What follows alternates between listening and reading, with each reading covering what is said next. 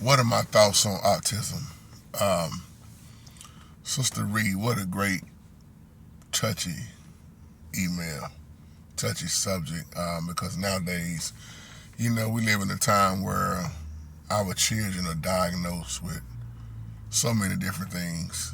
Um, People that I know that say their children have autism, some believe it's a gift from God. Real talk, they tell me that because their child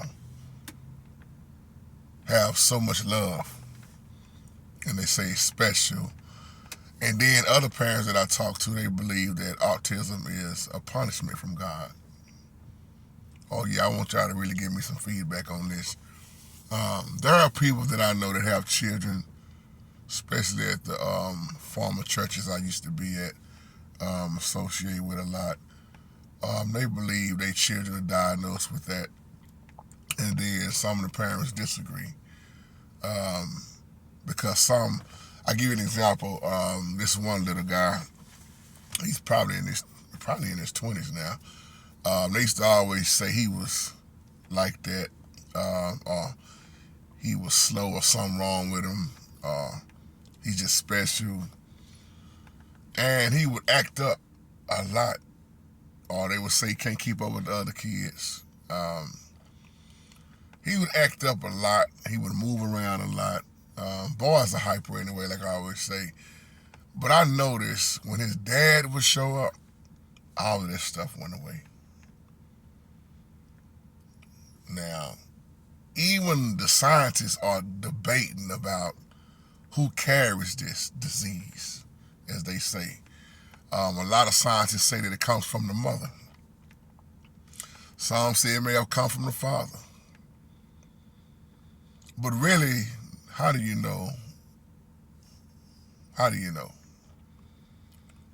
And I see children all the time, just like they say ADHD, hyper, too hyper.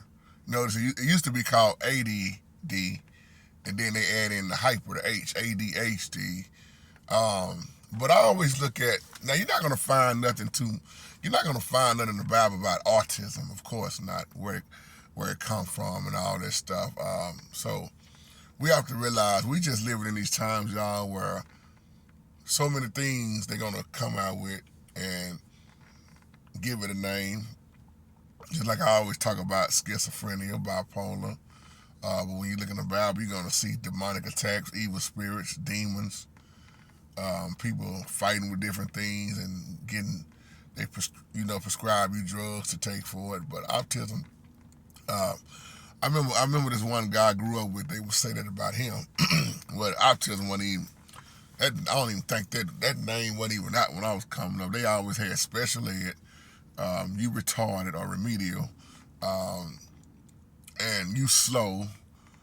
In reality, they was not slow.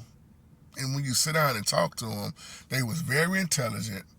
And the problem was they did not want to learn what they was teaching us in school. I had that same problem. You could have called, if that's what you wanted to call autism, you could have called me that back then. Or if you wanted to call me something slow like that, because they was teaching me stuff I just did not want to learn. So what did they do to me? It made me not want to read. Now you're looking at a person now who loves to read. You can't stop me from reading. You can't stop me from studying, because all I was taught was BS. So I was not interested in that stuff. I didn't care nothing about how many presidents it was. I didn't care nothing about his story. So it made me not want to be a part of it until I started studying the word when I got out of school. Um, so it's different reasons why boys act like they act, girls act like they act. But we can't be so quick to always let this word dictate what's wrong with our children. And then a lot of times it's going to be with the upbringing. That's why it's so important to have both parents in the home, you know. So y'all give me y'all thought on autism. We already talked about ADHD, ADD. Y'all know we cover a lot of different topics, touchy topics on here. This is not to disrespect nobody's child. It reminded me of this brother I knew when they said his child was ADHD, and they were talking about he wouldn't keep up with the other kids and he wouldn't be normal, and another one of his kids they say was autism. He couldn't comprehend with his reading and all this kind of stuff. And I'll give you an example. My little nephew, Jordan, who's in his 20s now, my oldest brother's son. Shout out to him. When Jordan was little, Jordan had a tumor growing on his brain. Check that out. And the tumor was so big it was covering his whole head, and it was coming down toward his eyesight. So that's what happened to my nephew Jordan, and that's why he wasn't able to comprehend a lot of things right. Still to this day, it affects him in so many ways, and I hate that happened to him. But he's still very smart. He's still very wise. I mean, it's just certain things, you know. And like I always tell him, son, you have to find a way to learn stuff like I did. See, I'll give you an example. My brothers, my older brother and my twin brother, they was way more better at math than me. They can do things off the top of their head. Me, I had to write my stuff out. I had to use my own strategy. Even to this day, I have a strategy with everything that I do. Because I had teachers say there was something wrong with me. It wasn't nothing wrong with me. It's just I had a different way of doing it versus other students who, some people, I tell Didi all the time, like my wife can do stuff off the top of her head. You can give her a big number, or Uncle T, rest his soul. Uncle T was good with numbers. Me, on the other hand, it's going to take me a little longer to figure it out. Because I don't want to mess it up, and then I'm not so quick to catch it in the top of my head like they are. See, we have to realize, too, in this life where you are weak at, you are strong in some other area. You may not add up in your mind as quick as somebody else, but that don't mean you are dumber than them. You see what I'm saying? Or just like when I was going to middle school, we had special ed classes, and this guy named Jonathan. Jonathan was real big, and Jonathan was very strong. Man, Jonathan can pick you up with one hand. We have to realize, and then another brother I went to school with named Jimmy.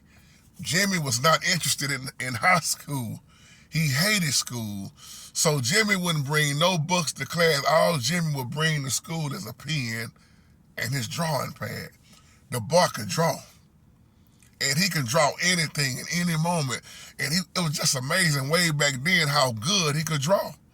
He was not interested in the school. And of course, teachers called him stupid, dumb, but that boy wasn't dumb by a long shot. So I'm saying all this to add it all together. Say we have to also be careful, y'all, what we speaking on our children and what we let this world say they got. You spend time with your child. You know your child. You are your child's first teacher. And I know a lot of parents are too busy, and there are some people that they don't even watch their kid close, and then you got this person that can recognize something going on with your child because they paying attention. Y'all remember, let me go back to Good Times before I end this video. Y'all remember Good Times? There was an episode when Florida, who was played by Esther Roll, there was this little boy that she was getting close with, and she recognized that boy had a hearing problem, but his own mama didn't. Florida knew something was wrong with that boy because she watched him closely every day. And when she tried to tell his mom it was something wrong with his hearing, his mama went off.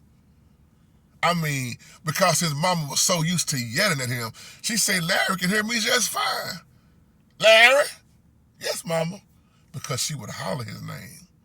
But in reality, he really couldn't hear down low.